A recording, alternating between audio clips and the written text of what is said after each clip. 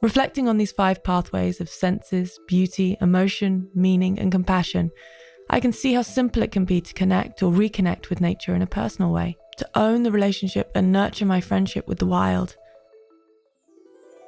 Welcome. I am Ria Mishaal. I'm a natural scientist turned artist and photographer, passionate believer in optimism and our ability to make change when we shift our mindset.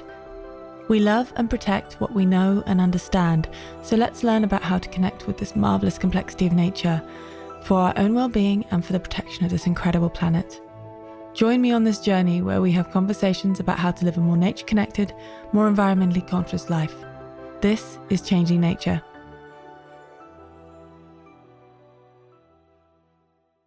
My earliest memories are lying on my belly watching ants marching through sun-drenched cornfields, of watching Daddy Longlegs bravely ascend between spiders' webs, hidden in the shadows of our garden shed. From those simple, small interactions, I fostered a fascination and love of nature, which led me to grander experiences of wild nature in the Galapagos Islands, Malaysia, Africa, and Belize.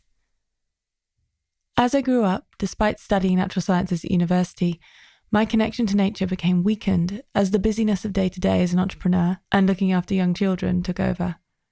Perhaps being married to an ecologist is the thing that made me even more aware of what I personally don't know about the natural world.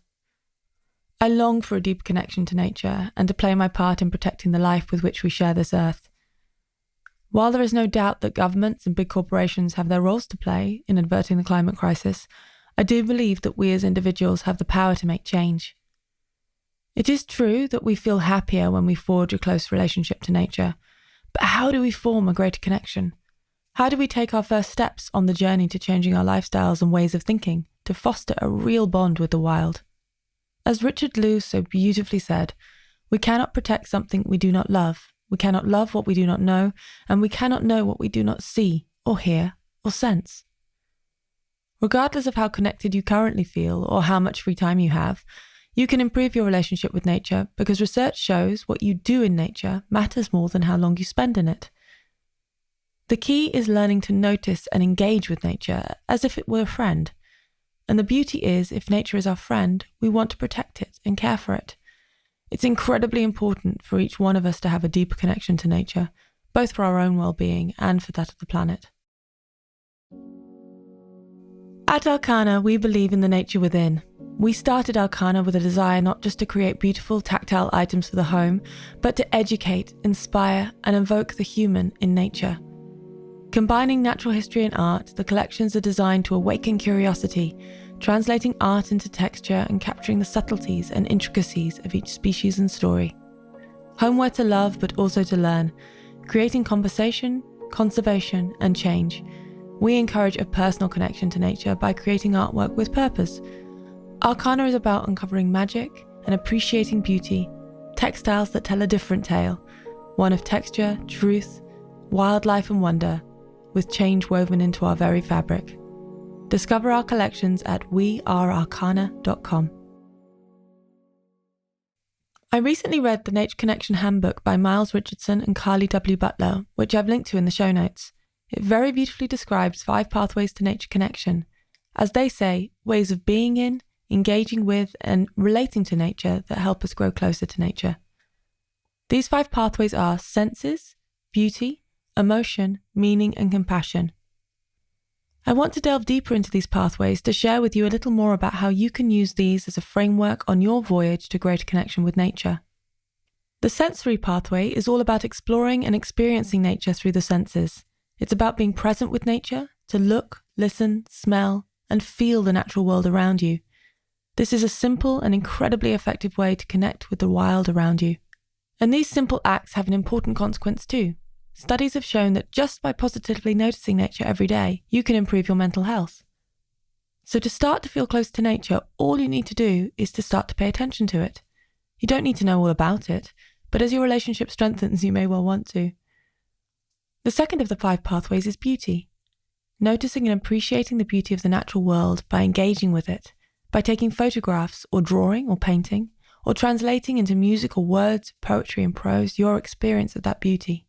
I am, of course, embedded in this pathway, but whether or not art or music or poetry are your thing, creating something in response to the natural world is very therapeutic on many levels. Third, we have the emotion pathway, which describes noticing how nature makes you feel. To do this, you need to actively seek out experiences in nature that evoke feelings of wonder and joy, and taking time to bathe in those feelings. Finding the natural environment which calms you can be very powerful here. For me, it's an oak woodland bursting with new leaves, drenched in sunlight and birdsong. Maybe for you, it's a wild heathland or a rugged coast. Next, we have the pathway of meaning, celebrating and sharing nature's events and stories.